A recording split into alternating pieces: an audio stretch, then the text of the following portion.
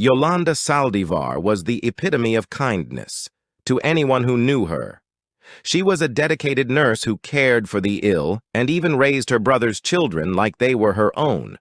So why would this Mother Teresa of a character end up in our video? Well, it all began when she innocently started a fan club for a talented young singer, which began a downward spiral of lies, obsession, and eventually murder. Welcome to True Crime Documentaries, and today we take a look at the case of Yolanda Saldivar, aka the fan club killer. Thank you. Yolanda was born on September 19, 1960 in San Antonio, Texas, to parents Frank and Juanita Saldivar. She was the youngest of 8 children who all lived together in their modest-sized home while her mother didn't work. Her father worked as the head waiter of a Mexican restaurant that can be found on the West End. Yolanda was a clever girl by all accounts and attended 3 unique elementary schools throughout the Edgewood School District. After graduating from elementary school, she enrolled at Kennedy High School before transferring to Holmes High School. She completed her high school education at McCollum High School and graduated in 1979. Sadly, she was bullied at school for being overweight, and she rarely made any friends. This could have been the reason why she changed schools so frequently in her early education, or it could have been a factor in why she couldn't make friends as she was uprooted so often. While she was in McCollum High School, she was also a part of the ROTC, which is a program for Reserves Officers Training Corps. This is usually for people who want to join the military. So it's weird that Yolanda decided to sign up after graduating from high school. She enrolled at the University of Texas to study nursing, and was transferred to Palo Alto College to continue with her study after graduation. She got her first job as a graduate nurse at the Medical Center Hospital. She was registered with the Texas Board of Nurse Examiners and worked at 2 hospitals. Those who worked with her described her as a dedicated health worker, earning a cool $60,000 per year.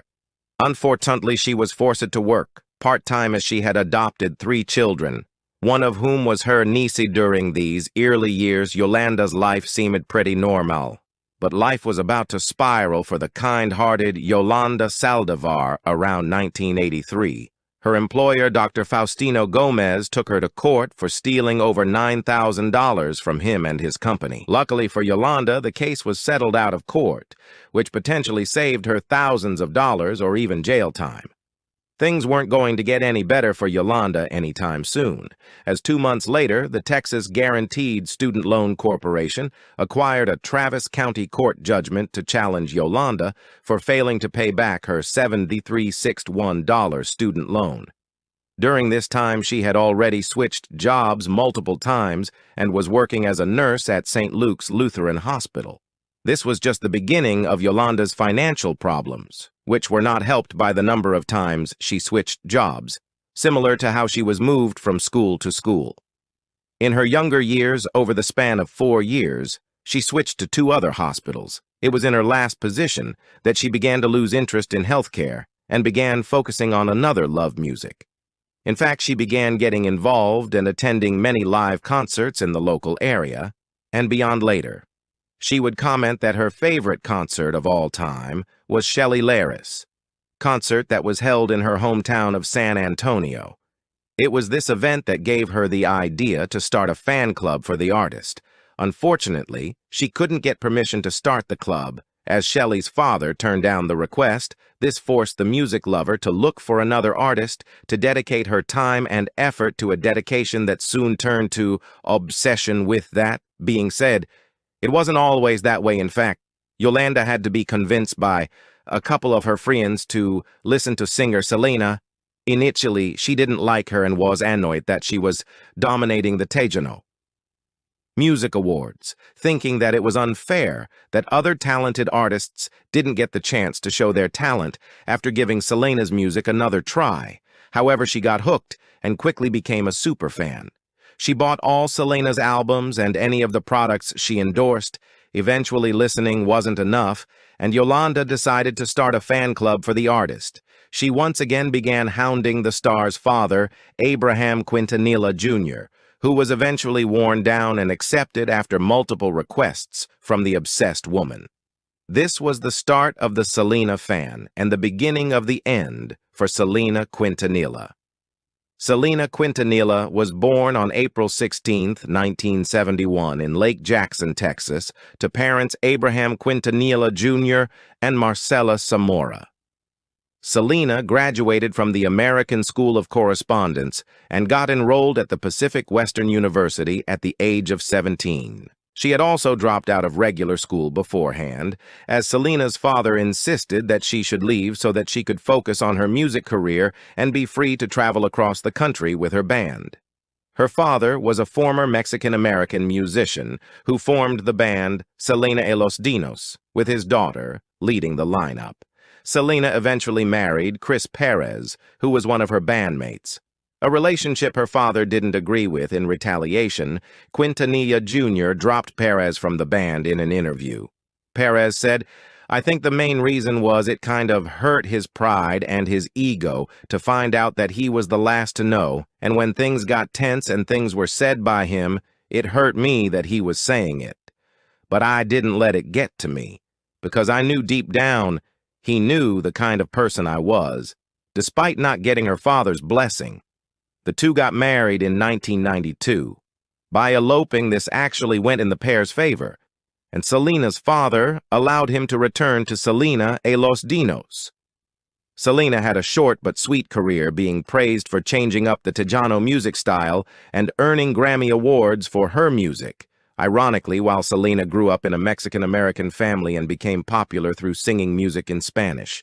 She didn't actually speak the language growing up, as English was her first language. To combat this, she learned how to sing in Spanish and later learned to speak it fluently. This award-winning artist seemed to have everything going for him. She had a supportive family, a loving husband, a Grammy, and even a fashion boutique. But sadly, her life was about to come to a shuddering stop by the hand of a person who is apparently devoted to the star. The world was shocked and devastated at the loss of such an icon, especially considering she died at the peak of her fame. Despite the law, her legacy lived on, with Selena becoming a role model for the Latino community. Selena was described as a earth person. Despite her quick rise to fame, she had all the time in the world for her family and friends and would help them out. If they asked, she was also an animal lover with 5 dogs of her own, as well as an aquarium in the headboard of her bed in a python. On one occasion, she accidentally hit a wild rabbit with her car and paid $300 to save its life. Even though Selena Quintanilla died decades ago, her unwavering legacy still carries on. In 2017, she was initiated into the Hollywood Walk of Fame.